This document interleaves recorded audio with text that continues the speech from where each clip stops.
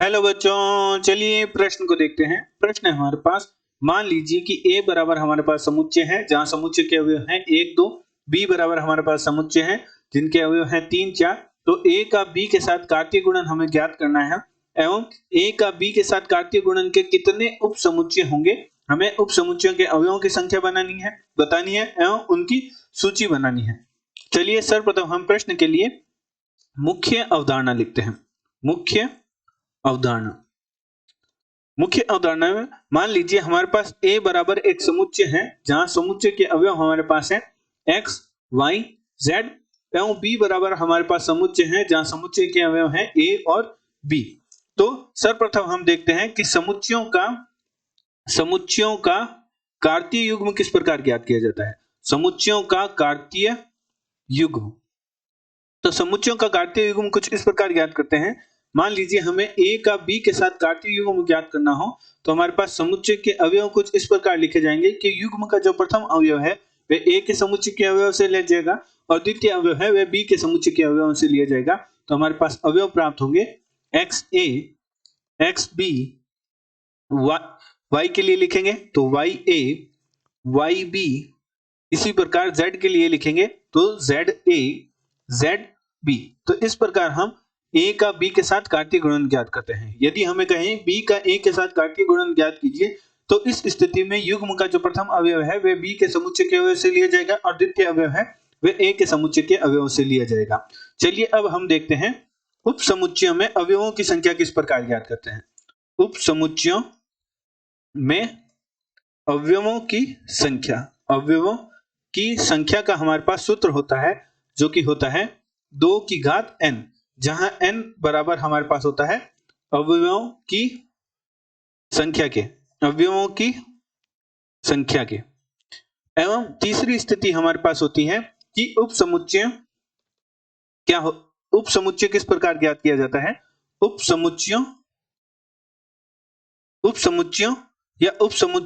की सूची, उप समुच्चय की सूची।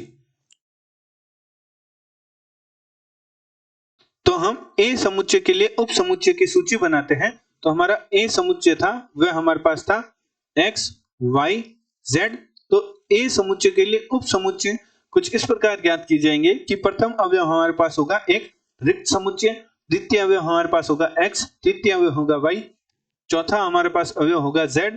फिर हम कुछ युग्म इस प्रकार बनाएंगे कि x का y के साथ युग्म, x का z के साथ युग्म, y का z के साथ युग्म एवं x y z का एक युग्म बन जाएगा।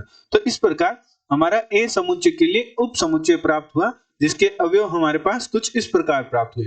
अतः प्रश्न अनुसार प्रश्न में हमारे पास A बराबर एक समुच्चय दे रखा है जहां A समुच्चय के अवयव है 1 2 एवं B बराबर हमारे पास समुच्चय दे रखा है जहां B समुच्चय के अवयव दे रखे हैं 3 4 एवं प्रथम हमसे ज्ञात करने को कहा है कि A का B के साथ कार्तीय गुणन ज्ञात कीजिए। तो हमारे पास समुच्चय के अवयव प्राप्त होंगे जहां युग्म का प्रथम अवयव है वह A के समुच्चय के अवयव से लिया जाएगा एवं द्वितीय अवयव है वह B के समुच्चय के अवयव से लिया जाएगा। तो हमारे पास समुच्चय प्राप्त होगा जिनके अवयव प्राप्त होंगे 1 3, 1 4, 2 3 और 2 4। इस प्रकार हमने A का B के साथ कार्तीय गुणन ज्ञात किया। द्वितीय स्थिति हमें कहा है कि उप समुच्चय में अवयवों की संख्या बताइए। उप समुच्चयों A का B के साथ कार्तीय गुणन में अवयवों की संख्या, तो हमारे पास सूत्र होता है 2 की घात n, जहां n का मान हमारे पास होता है n बराबर होता है अवयवों की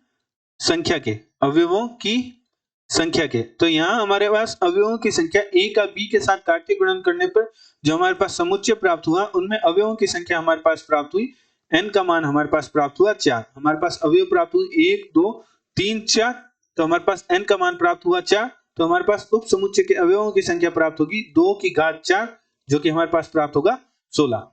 एवं तृतीय स्थिति में हमें कहा है कि उप समुच्चय की सूची बनाइए। तो सर्वप्रथम हम A का B के साथ कार्तीय गुणन पुनः लिख लेते हैं जहां हमारे पास अवयव प्राप्त हुए 1 3, 1 4, 2 3 और 2 4। तो हमारे पास उप समुच्चय की सूची जो हमारे पास प्राप्त होगी, उप समुच्चयों उप समुच्चय की सूची या उप समुच्चय हमारे पास प्राप्त होगा, जिसके अवयव कुछ इस प्रकार होंगे। प्रथम अवयव हमारा एक रिक्त समुच्चय होगा, द्वितीय अवयव हमारा होगा 1 3 1 4 2 3 2 4। मुख्य उदाहरणानुसार जैसे हमने ए समुच्चय के लिए लिखा था उसी प्रकार सर्वप्रथम हमारा एक रिक्त समुच्चय हो गया। तत्पश्चात ए का बी के साथ कार्तीय गुणन करने पर जो भी अवयव प्राप्त हुए वे अवयव होंगे। तत्पश्चात हमारे कुछ युग्म इस प्रकार बनेंगे कि सर्वप्रथम हमारा 1 3 का युग्म बनेगा 1 4 के साथ, फिर 1 3 का युग्म बनेगा हमारा 2 3 के साथ, फिर हमारा 1 3 का युग्म बनेगा 1 3 का युग्म बनेगा 2 4 के साथ। तत्पश्चात 1 4 के लिए लिखेंगे 1 4 का युग्म बनेगा 2 3 के साथ, 1 4 का युग्म हमारा बनेगा 2 4 के साथ। अब हम 2 3 के लिए लिखेंगे तो 2 3 का युग्म हमारा बनेगा 2 4 के साथ। अब हम 1 3 1 4 का युग्म बनाएंगे तो 1 3 और 1 4 का, अब हमारे 3 3 के युग्म बनेंगे 1 3 1 4 का युग्म बनेगा 2 3 के साथ। तत्पश्चात 1 3 1 4 का युग्म बनेगा 2 4 के साथ।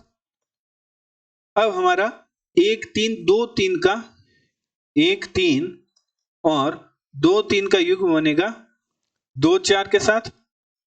तत्पश्चात हमारा 1 4 और 2 3 का युग्म बनेगा 2 4 के साथ, और हमारा अंतिम युग्म बनेगा जो कि हमारा बनेगा 1 3 1 4 2 3 और 2 4।